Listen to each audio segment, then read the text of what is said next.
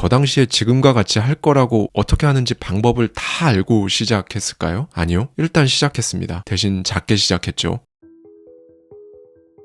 안녕하세요. 하와이 대저택입니다. 여러분, 성공하고 싶으신가요? 부자가 되고 싶기도 하실 거고요. 삶에서 경제적 자유를 원하시는 분들도 엄청 많으시죠. 그리고 취업이나 이직에도 성공하고 싶으신 분들도 많이 계십니다. 그런데 굉장히 많은 분들이 시작을 안 하고 못 하시죠. 이게 무엇 때문에 이렇게 되는지 사실 저는 알고 있어요. 보통은 이렇습니다. 뭔가를 하기 전에 이것저것 분주하게 정보도 수집하고 계획이나 전략을 먼저 세워보는 거죠. 그리고 무엇보다 성공을 해야 되잖아요. 그리고 이왕이면 조금 더 크게 성공하면 더 좋죠. 그래서 당연히 계획도 어느 정도 크게 잡아봅니다. 그거에 맞춰서 전략도 고민해보고요. 그러다 보면 꽤 많은 문제들이 있다는 사실을 이제 인식하게 됩니다. 그리고 생각을 더 하면 할수록 이걸 하기에는 더 많은 문제들이 있다는 사실도 알게 되고요. 지금 내가 처한 상황, 현실적인 어려움, 실패했을 때의 리스크, 실패할지도 모르니까 플랜 B, 플랜 C도 만들어 놓고요. 플랜 A, 플랜 B, 플랜 C 각각 전부 다 문제가 있고 각 플랜별로 문제에 어떻게 대응할 건지도 생각해 보는데 이게 진짜 만만치가 않아요. 그래서 보통은 이 지점에서 포기를 할 수밖에 없는 근거를 찾아냅니다. 생각을 하면 할수록 이걸 해내기 어려운 이유들 한두 개도 아니고 엄청나게 많이 발견했으니까요. 그리고 마지막으로는 합리화 과정을 거칩니다. 왜냐하면 마음을 먹고 하겠다고 스스로 다짐도 해보고 주변에 이미 얘기해 놓은 것도 있고요. 그랬는데 시작하기 전에 접는 게 낫다는 판단을 한 거에 대해서 합리화가 필요한 거예요. 자기 스스로를 위해 그리고 주변 사람들을 위해서요. 지금 당장은 너무 바쁘고 준비가 아직 조금 덜 됐고 이걸 시작하기 전에 지금 있는 몇 가지 문제들이 먼저 해결돼야 하고 그게 해결될 때까지는 일단 기다려보자. 거의 이 유형에서 크게 벗어나지 않는 흐름으로 보통은 성공을 하기 위한 시작을 하지 않고 하지 못합니다. 그런데 이렇게 수많은 것들을 고려해서 시작을 하지 않는 거 이거 장점이 딱 하나 있어요. 이 장점 하나 때문에 엄청나게 많은 사람들이 이 결정을 하거든요. 그 장점은 절대 실패하지 않는다는 겁니다. 정말 유일한 장점이죠. 그런데 치명적인 단점은 성공할 가능성이 0%라는 거예요. 과연 그 유일한 장점을 위해 성공할 확률이 0%인 인생을 계속 살아가도 좋으신가요? 솔직히 정말 괜찮다고 생각하시나요? 저는 오늘 이거에 대해서 시작할 수 있는 방법을 말씀드리고자 합니다. 어떤 일이나 행동의 처음 단계를 이루는 것, 이게 시작의 사전적 정의입니다. 말 그대로 어떤 일 아니면 어떤 행동의 처음 단계라는 거예요. 단계가 있다는 거죠. 그런데 많은 분들이 이 단계를 그다지 생각하지 않으시고 본인이 지금 있는 지점에서부터 성공을 위한 목표까지를 그냥 최단거리로 찍어버립니다. 지금 보는 화면 보이시죠? 제가 임의로 서울역에서 석촌호수까지 지도에서 찍어봤어요. 여러분의 현재 위치가 서울역이고 석촌호수라는 삶의 목표까지 가야 되는 거죠. 그러려면 보시는 것처럼 출발을 하고 바로 얼마 안 돼서 그러니까 140m 앞에서 우회전을 하는 게 첫 번째 단계인 거예요. 그리고 나서 좀 편안한 직진 코스도 있을 거고요. 그러다 수차례 우회전, 좌회전을 반복해야 목적지에 도착하죠. 그게 당연한 겁니다. 그렇게 두 번째, 세 번째, 수십 번째의 그 단계들을 거치는 게 당연한 거라는 말씀을 드리는 거예요. 그런데 아까 보셨던 것처럼 많은 분들이 이 단계를 생각하지 않고 최단거리를 찍어버리니까 저렇게 가려면 막 15층 아파트도 뛰어넘어야 되고요. 30층 고층 빌딩도 넘어야 되고 그래야 되잖아요. 그게 다 문제들로 인식이 되는 게 당연하죠. 여러분이 금수저여서 부모님이 헬리콥터를 사주셨다. 그러면 아파트, 빌딩 그 위로 그냥 쓱 지나갈 수 있겠죠. 그런데 걸어서 아니면 자전거, 빨라야 자동차를 타고서는 아파트랑 빌딩을 뛰어넘지 못하는 거 그거 당연하잖아요. 단계별로 좌회전, 우회전, 직진 해나가야죠. 제가 지금까지 이 말씀을 드린 이유는요. 시작이라는 거에 대해서 말씀을 드리고 싶었기 때문이에요. 여러분이 석촌호수라는 삶의 목표까지 순조롭게 가는 길은요. 첫 번째 단계인 140m 앞 우회전에서 시작하셔야 합니다. 고작 140m예요. 수십 킬로미터에 달하는 이 여정에서 시작은 딱 140m 가서 우회전하는 것부터 하셔야 한다는 겁니다. 왜냐하면 여러분의 목표가 성공이니까요. 목적하는 바를 이룸. 이게 성공의 사전적 정의입니다. 그래서 여러분이 석촌호수라는 목적지까지 가는 것을 이루기 위해서는 반드시 이렇게 시작하셔야 한다는 거예요. 여기서 포인트가 나오죠. 140m. 성인 남성이 빨리 뛰면 25초면 갈 수 있는 짧고 하찮은 거리입니다. 그런데 모든 시작은 이렇게 해야 합니다. 일단 여러분이 140m 앞 우회전을 순조롭게 하시게 되면 첫 번째 단계를 성공하신 거예요. 그리고 그 다음 성공, 그 다음 성공, 최종 목적지에 도착하는 것만 성공이고 그 전까지는 그 성공을 위한 고통스럽고 어려운 인고의 시간일 뿐이다. 이렇게 생각하시면 안 된다는 겁니다. 저는 이렇게 생각해요. 이렇게 성공의 경험을 쌓아가는 거, 이렇게 작고 보잘것없는 성공들을 계속해 나아가는 게 가장 중요하다고 말이죠. 성공도 경험이거든요. 그리고 그 경험들이 쌓여서 습관이 되죠. 성공하는 것도 습관인 거예요. 성공도 자주 해본 사람이 잘합니다. 그런데 막 엄청 큰 성공들 빵빵 터트리면서 한평생을 그렇게 계속 가는 사람 별로 없어요. 있긴 있겠죠. 그런데 별로 없다가 적절한 표현인 것 같습니다. 먼지같이 작은 성공들이 쌓이면 여러분 무의식에 각인되는 거예요. 성공했을 때의 그 느낌, 그리고 자신감 말이죠. 아무리 허접한 성공일지라도 뭔가를 성공하면 기분이 나쁘지 않잖아요. 살짝 뿌듯하기도 하고요. 그렇게 무의식에 성공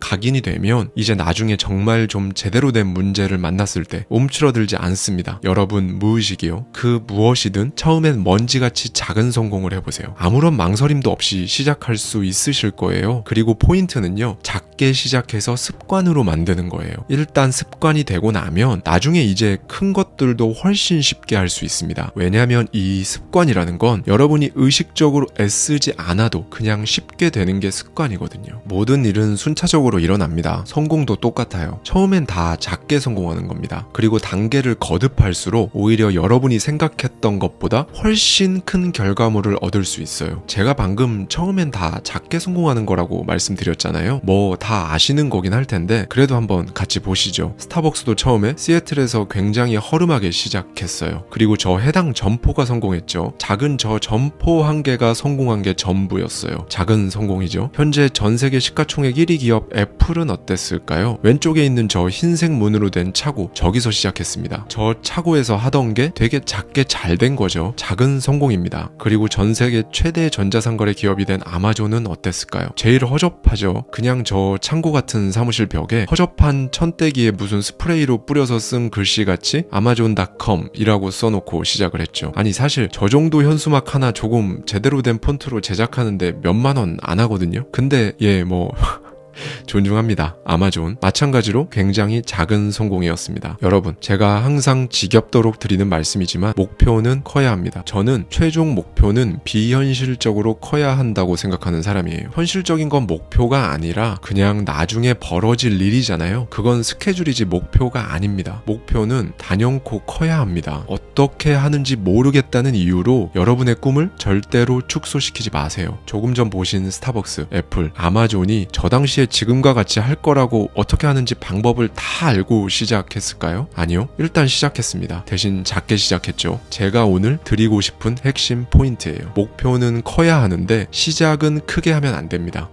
먼지같이 작은 시작을 하세요. 여러분이 투자를 하고 싶은데 어디서부터 어떻게 시작해야 될지 잘 모르시겠다면 유튜브를 보세요. 부동산, 주식, 어떤 영역이든 정말 엄청난 정보가 유튜브에 있잖아요. 하루에 5분, 10분 이 정도만 그냥 보는 걸로 시작하세요. 취업이나 이직같이 커리어상에 도전을 해야 한다면 시작은 노트북 앞에 앉아서 자소서 한 줄 그냥 바로 써보세요. 생각나는 대로 일단 쓰는 겁니다. 일단 그렇게 해야 두 번째 줄을 쓸 수 있거든요. 운동을 해야겠다는 생각은 있는데 엄두가 잘 안 나신다면 그냥 음악 한 곡 들으면서 아파트 단지 5분만 걸어보세요. 독서를 해야겠다는 생각이 들었는데 역시 귀찮아서 힘들 것 같다면 시작을 하루에 한 페이지로 잡으세요. 2-3분 걸릴 겁니다. 그리고 더 읽지 마시고 그냥 딱 덮으세요. 인생에서 원하는 걸 얻기 위해 끌어당김의 법칙을 실천해 봐야겠다고 마음 먹었고 그래서 명상을 한번 시도해보고 싶다는 생각이 있으시다면 어디서 막 찾아보고 30분 1시간씩 하지 마세요. 시작은 그냥 조용한 곳 아무 데서나 눈 감고 스마트폰 타이머 맞춰놓고 3분만 해보세요. 그 이상 하지 마세요. 어차피 처음 하면 잘 안 됩니다. 제가 하루 유튜브 5분 보기, 자소서 한 줄 쓰기, 운동 5분 걷기, 책 한 페이지 읽기, 명상 3분 하기를 말씀드렸죠. 이렇게 말씀드린 결정적인 이유는요. 이렇게 시작을 해야 계속할 수 있습니다. 많은 분들이 운동 시작할 때 결의에 차서 내 스스로에게 부끄럽지 않게 해보겠어 라는 마음으로 몇 년간 운동 1도 안 하다가 갑자기 첫날부터 막 1시간씩 운동하시거든요. 그러면 이제 그 다음날까지는 또 1시간을 어찌어찌 하는데요. 셋째 날이 되면 이제 약간 멈칫합니다. 왜냐하면 온몸에 알이 다 배겼고 그리고 이틀 동안 되게 힘들었거든요. 그래서 3일 차에는 약간 못하겠는 거죠. 힘든 걸 아니까요. 이렇게 작심삼일이라는 사자성어가 우리 일상에서 한 번 더 사용되는 겁니다. 제가 운동 하나만 예를 들었지만 나머지도 다 마찬가지예요. 작게 짧은 시간으로 시작해보세요. 그러면 매일 할 수 있습니다. 5분이 힘들면 2, 3분만 해도 좋아요. 여러분, 그 어떤 분야에서든 상위 10%의 사람들이 있잖아요. 그런데 지금 그 상위 10%인 사람들도 처음엔 하위 10%였습니다. 지금 전문가인 그 사람도 처음엔 입문자였어요. 마지막으로 꼭 드리고 싶은 말씀이 있습니다. 여러분 혹시 도미노 효과라고 들어보셨나요? 도미노는 자기보다 1.5배 큰 도미노를 쓰러뜨립니다. 맨 처음에 쓰러뜨려야 할 손가락 크기만한 10cm 크기의 그 도미노는요. 그 다음 15cm의 도미노를 쓰러뜨릴 수가 있는 거죠. 뭐 별거 아닌 것 같지만 이렇게 되면 51번째 도미노는 지구에서 달까지의 거리보다 훨씬 길이가 긴 52번째 도미노를 넘어뜨릴 수가 있습니다. 아까 제가 말씀드렸던 성공하는 것도 습관이다 라는 말 기억하시죠? 그 습관만 만들어 놓으면 시작부터 막 멋있고 큰 대왕 도미노는 필요가 없어요. 지구보다 큰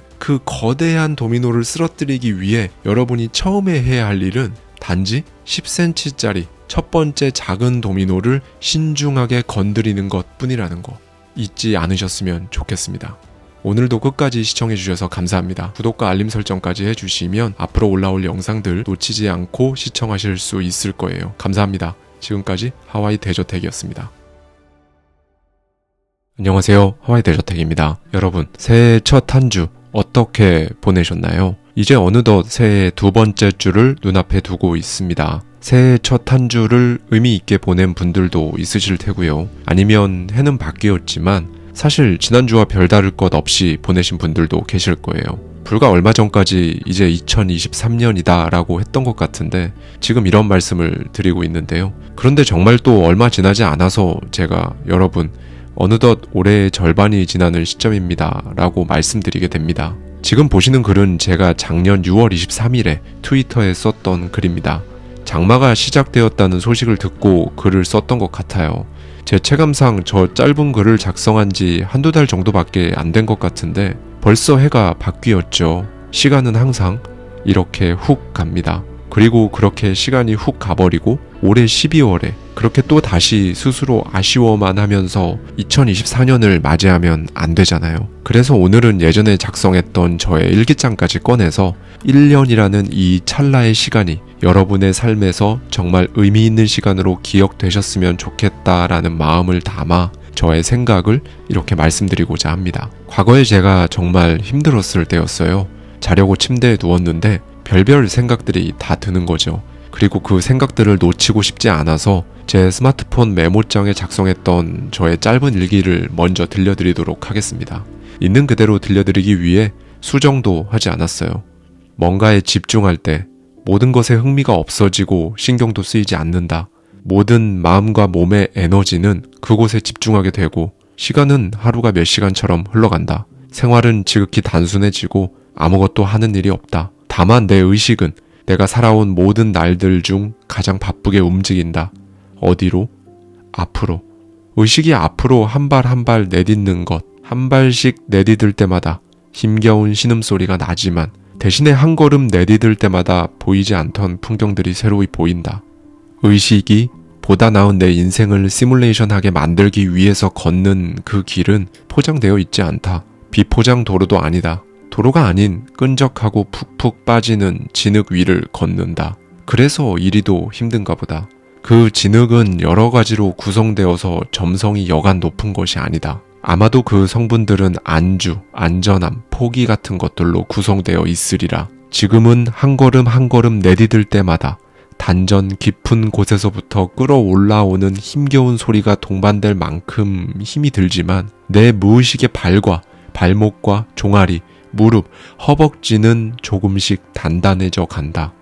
눈에 띄지 않을 뿐. 조금만 더. 그렇게 계속 걷자. 멈추지만 말자.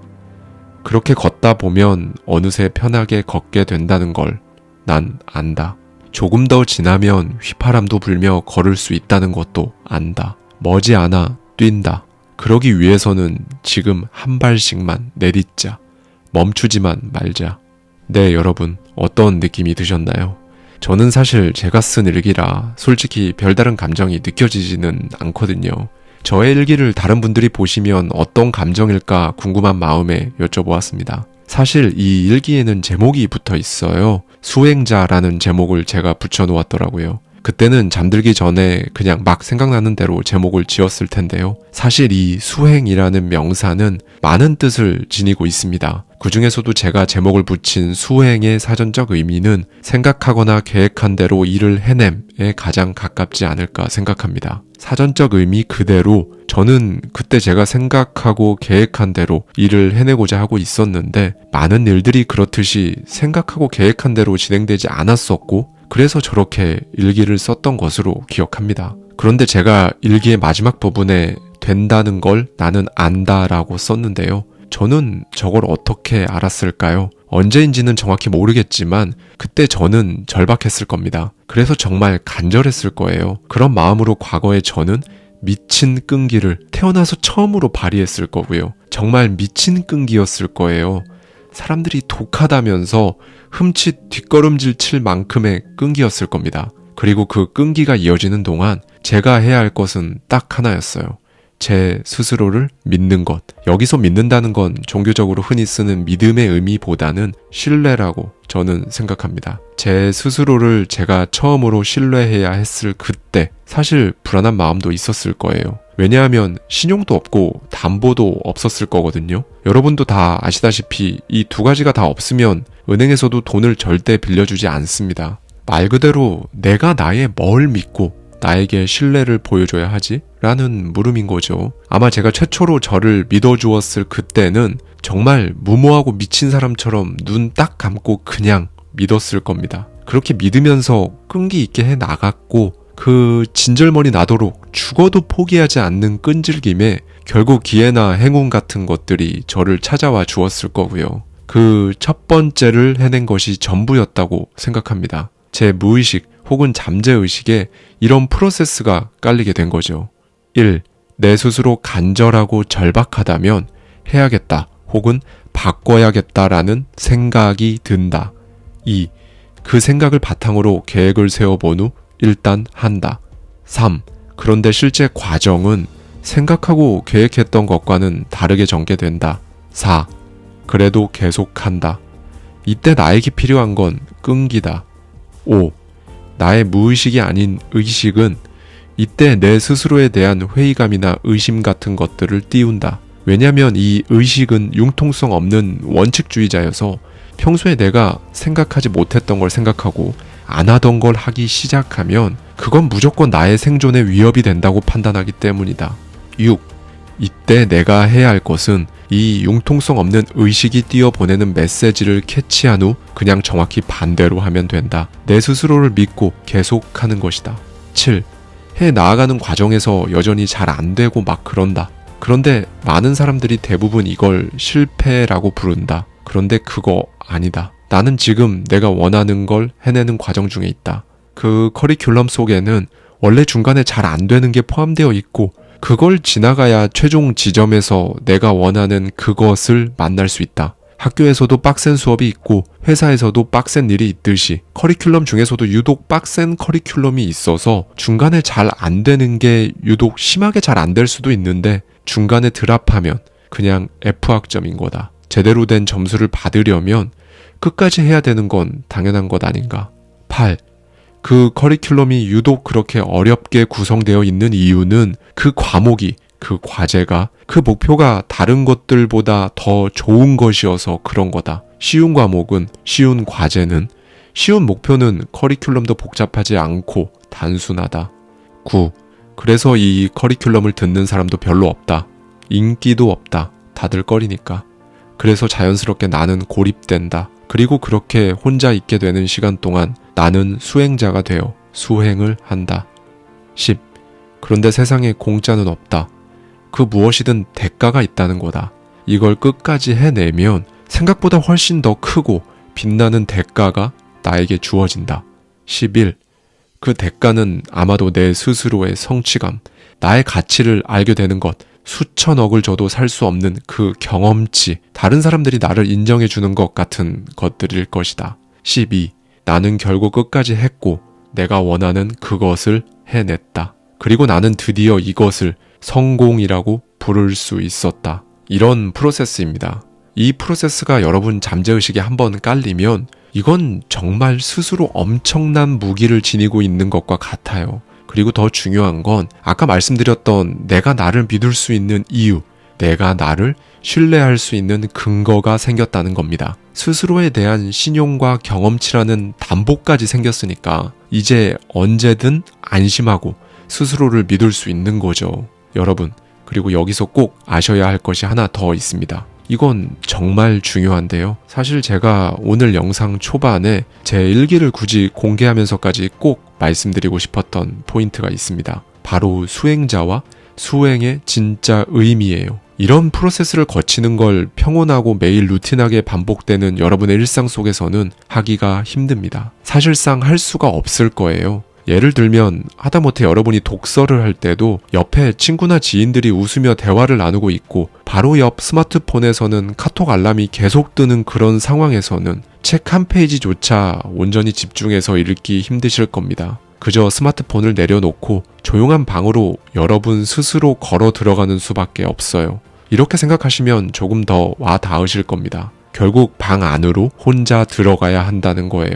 동굴 속으로 들어가야 합니다. 라이언 홀리데이는 이걸 황무지를 건너는 시간이라고 표현하기도 했는데요. 저는 여러분들이 살아가며 정말 단 한 번이라도 이 시간을 경험하시기를 진심으로 권하고 바랍니다. 돌아보면 저 역시 한 번씩 주저앉았을 때, 그래서 제 주변 모든 사람들로부터 자연스럽게 낙오되었을 때, 그때가 항상 최고의 기회였어요. 이 시기를 어떻게 확보하느냐? 이게 관건이죠. 우선 그냥 자연스럽게 여러분을 찾아오는 경우가 있을 겁니다. 이를테면 몸이 아파서 스스로 퇴직을 하시거나 병가를 꽤 길게 쓰시는 케이스가 있어요. 그리고 해고를 당하거나 다니던 회사가 경영사정이 안 좋아져서 문을 닫는 경우도 있습니다. 이런 경우는 여러분들이 특별히 어떤 액션을 취하지 않았음에도 자연스럽게 제가 말씀드린 셀프 고립의 기회가 찾아온 거죠. 이제 이런 경우가 아니라면 여러분이 스스로 이 시기를 만들어야 합니다. 만약 직장인이시라면 최대한 길게 본인이 쓸 수 있는 최대한의 긴 휴가를 내고 이런 시간을 가져보시길 권합니다. 아마 직장 생활하면서 이런 목적으로 휴가를 내보신 적은 없으셨을 거예요. 무슨 일이 있을 때나 여름 휴가 아니면 여행 같은 목적으로만 휴가를 사용해 오셨을 겁니다. 그 외에 사업을 하시거나 학생이실 경우에는 스스로 그 시간을 만드셔야 합니다. 특히나 사업하시는 분들은 직장인보다 시간 확보하는 게 더 쉽지 않을 거예요. 만약 정말 도저히 이렇게 특정한 시기를 확보할 수가 없으신 경우에는 시간을 정해보세요. 예를 들면 앞으로 2주 동안 평일 주말 구분 없이 무조건 하루에 1시간 이렇게 말이죠. 어느 장소든 좋아요. 그저 조용하게 혼자 생각해 볼 수 있는 시간을 가져보시는 겁니다. 윈스턴 처칠은 자신의 정치 경력이 정점에 이르렀을 때 본인의 의지와 상관없이 그 자리에서 내려와야 했습니다. 그리고 거의 10년 동안 런던 외곽에서 셀프 고립의 시기를 보냈어요. 처칠의 정적들은 그가 숨죽인 채 지내고 있다고 생각했겠죠. 그런데 아니었습니다. 책을 읽고 글을 쓰고 휴식을 취하며 생각을 하고 있었어요.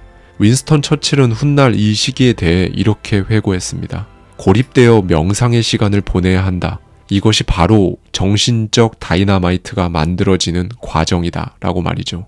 나폴레옹 힐 역시 마찬가지였습니다. 갱단과 부패 경찰의 유착 관계를 신고했다는 이유로 함께 신고했던 동료는 실제로 살해당했고 나폴레옹 힐 역시 살해당할 위기에 처했었죠. 그래서 산속 외딴 오두막으로 도망쳐서 1년 가까이 이 셀프 고립의 시기를 보냈습니다. 그리고 바로 그 시기에 지금까지 전 세계에서 무려 1억 부 이상이 팔린 그의 인생 역작이죠. 생각하라 그리고 부자가 되어라를 세상에 내어놓기로 마음을 먹게 된 거예요.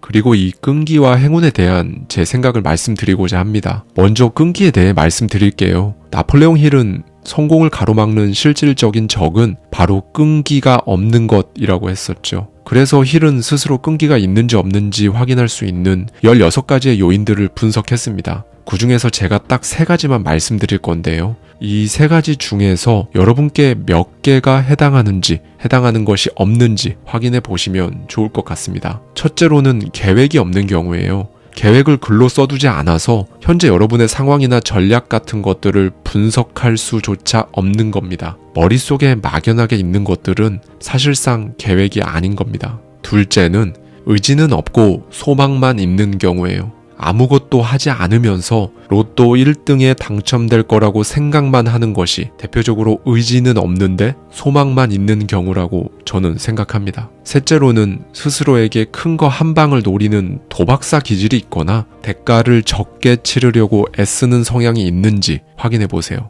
만약 여러분이 이 중에서 해당되는 것들이 있으시다면 스스로 생각하기에도 난 정말 끈기 있는 사람이다 라는 생각은 잘 들지 않으실 겁니다. 솔루션도 드릴게요. 지금 말씀드린 것들과 정확히 반대로 하시면 됩니다. 여러분의 계획을 적어보세요. 그저 단순한 소망 말고 의지를 갖자고 스스로 생각해보세요. 그리고 마지막으로는 정말 원하는 것이 있으시다면 그걸 위해서라면 그 어떤 대가라도 기꺼이 감수할 만큼 여러분이 절실하고 간절한지 한번 생각해 보셨으면 좋겠습니다. 최대한 적은 노력과 대가로 한 방에 크게 터뜨리자라는 생각은 하지 않으시는 게 좋아요. 정말 한 방에 크게 터진 사람들은 크게 2가지 유형이라고 저는 생각합니다. 첫 번째 유형은 한 방에 크게 터졌다가 그렇게 오래 걸리지 않아서 그거보다 더 크게 한 방에 망하는 케이스고요. 두 번째 유형은 그 큰 한 방을 터뜨리기까지 그때만을 기다리며 이악 물고 비참할 정도로 처절하게 준비를 한 유형입니다.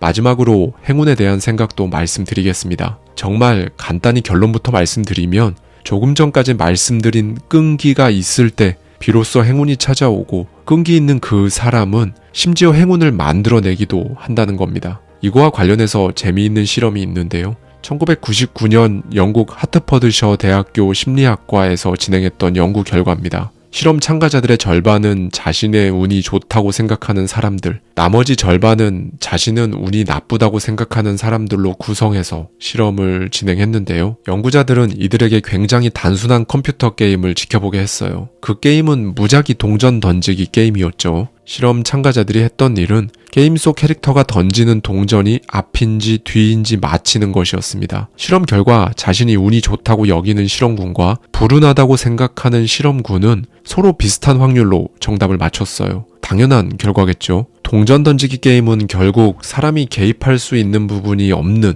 완전히 무작위적인 게임이니까요. 그런데 연구진은 실험 참가자들로부터 한 가지 특징을 알아냈고 결국 이런 연구 결과를 발표했습니다.